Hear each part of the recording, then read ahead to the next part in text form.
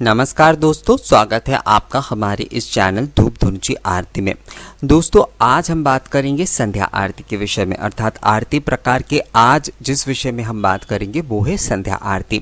संध्या आरती जो होता है वो सबसे मनमोहक आरती और इसके आकर्षण ही कुछ अलग होते हैं। हम मंदिरों में जाकर संध्या आरती देखते हैं, हम कई मठों में जाकर या फिर विशेष जो पूजा होती है जैसे गंगा आरती में आप ले लीजिए, बनारस की गंगा आरती में प्रतिदिन लोग संध्या आरती देखने के लिए वहाँ पर जमायत होते हैं।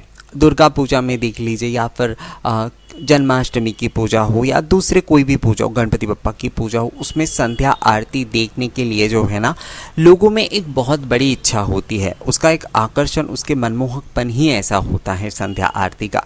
संध्या के समय जो धूप दीप से जो ये अर्चन हम प्रतिदिन अपने घर पे करते हैं वो भी संध्या आरती है, और जब पंचोपचार के साथ जो है हम बहुत बड़ी तरीके से करते हैं तो वो भी संध्या आरती है। दोस्तों, संध्या आरती जो होता है, जो लोग केवल धूप सेवा से जो है पूजा आदि करते हैं तो उनके लिए जो होता है संध्या आरती ही दिन के श्रेष्ठ आरती होती है, और इसे लास्ट भी कहा जा सकता है। मतलब एक दिन में अगर हम काउंट करें तो उसमें मंगल आरती से लेकर पूजा आरती से लेकर मध्याह्न आरती के बाद जो है संपूर्ण आरती, उनके दिन के जो है सेवा पूजन का संपूर्णकरण हो रहा है संध्या आरती के माध्यम से। जो लोग धूप सेवा कर रहे हैं, जो लोग भगवान की विग्रह सेवा जो है भोग आदि और शयन आदि कार्य से कर रहे हैं, उनके लिए शयन आरती होता है। पर संध्या आरती जो होता है वो सभी के लिए बहुत विशेष होता है।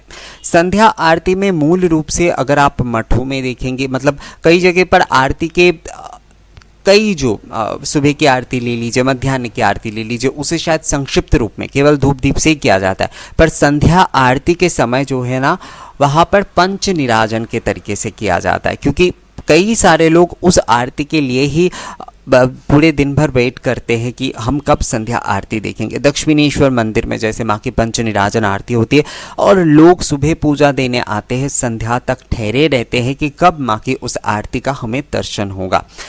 तो यही है दोस्तों कि संध्या आरती जो होता है ना उसकी कुछ बात ही अलग होती है।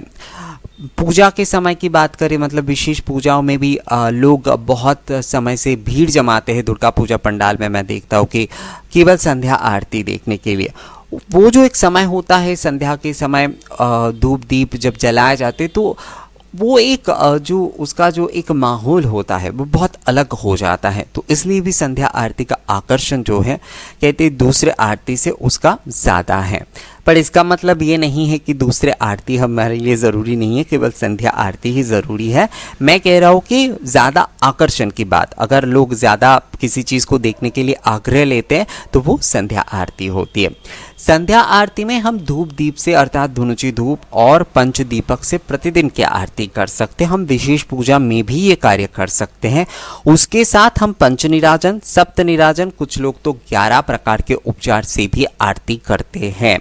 इसके साथ साथ जो होता है, इस समय आरती गायन का चलन है। इस समय जो है आप कई प्रकार के वाद्य अलग अलग प्रदेश में जो है अलग अलग वाद्यों का प्रयोग किया जाता है। जैसे देवी मंदिरों में ढोल नगारे ढाक बजाए जाते हैं, वैष्णव मंदिरों में जैसे खोल करताल बजाए जाते हैं, शिव जी के जो संध्या आरती होती है उस समय जो है डमरू बजाए जाते हैं। तो अलग अलग वाद्यों का जो है ना वो इस्तेमाल किया जाता है। इसके पीछे का कारण ये माना जाता है कि संध्या आरती के समय ये सारे बजाने से लोगों को एक तरीके से बताना, आरती शुरू होने से पहले से ही ये 5-10 मिनट पहले से ही ये सारी चीज़ें बजाई जाती है, ताकि लोगों को जो है ये बताया जा सके कि आरती जो है वो अब शुरू हो रही है, संध्या की आरती जो है। कई लोग जो है उस आवाज़ को सुनकर मंदिर में चले आते हैं, जो मंदिर के आसपास रहते। कई लोगों को जो है थोड़ा मंदिर में आना शायद सभी के लिए संभव ना हो, पर उनके कानों में जो है ना वो आवाज़ जा रही है तो वो वहीं से जो है भगवान को प्रणाम निवेदन कर लेते हैं। तो आरती में ये वाद्य जो होता है संध्या आरती में, ये बहुत ही एक महत्वपूर्ण चीज़ होती है। तो वाद्य की वैसे तो हम प्रयोग घड़ों पे नहीं कर सकते, हम शायद शंख ही बजाते हैं, हम जो है वो घंटी ही बजाते हैं मूल रूप से। ज़्यादातर वाद्यों की प्रयोग तो हम नहीं कर सकते। कई जगह पर तो शंख और घंटी होते नहीं है कईयों के पास, क्योंकि वो अलग से खरीदते नहीं हैं। वो केवल धूप दीप से ही नॉर्मल जो है आरती करते हैं। तो आरती में अर्थात संध्या आरती में भी आप धूप दीप मंत्र पाठ करके भी पूजा कर सकते हैं, स्तव गायन के साथ भी आप आरती कर सकते हैं। उसके साथ जो है आप कोई अगर आरती आपको अपने लोकल लैंग्वेज में गाना आता है तो आप वो भी गाकर जो है ना आरती आप कर सकते हैं।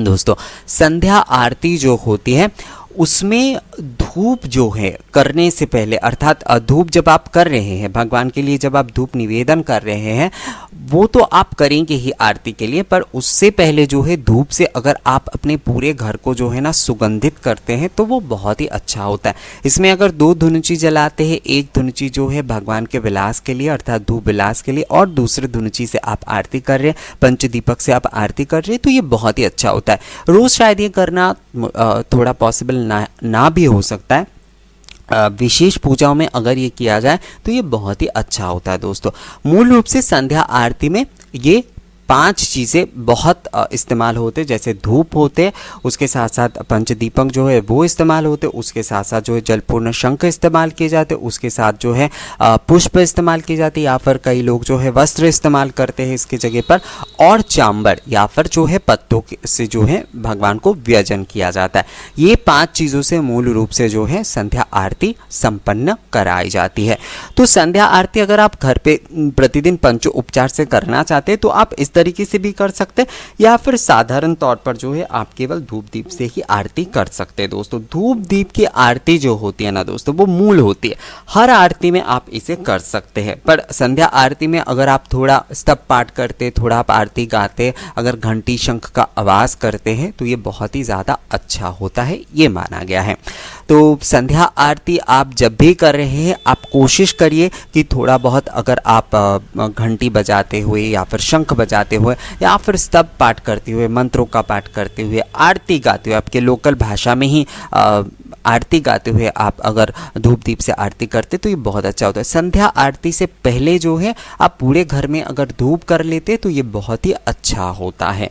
कहते हैं कि संध्या आरती के समय जो होते हैं ना भगवान आपके आरती को ग्रहण करने आपके मंदिर में जो है साक्षात रूप में, प्रत्यक्ष रूप में विराज होते, तो इसलिए पूरे घर में धूप किए जाते हैं ताकि पूरे घर की जो है ना एक प्रकार से सुगंध से पवित्रीकरण किया जाए, ये एक भावना होती है दोस्तों। तो अगर आप कर पाते हैं तो बहुत अच्छी बात है ये, और अगर नहीं भी कर पाते हैं तो आप कम से कम जो है धुनुची धूप और पंचदीपक जलाकर आरती ज़रूर करें। और विशेष दिनों में अगर पंच निराजन आरती करना आपके लिए संभव होता है तो आप ज़रूर करें, या फिर केवल धूप दीप से भी आप यानी धुनुची धूप और पंचदीपक से आप आरती कर सकते।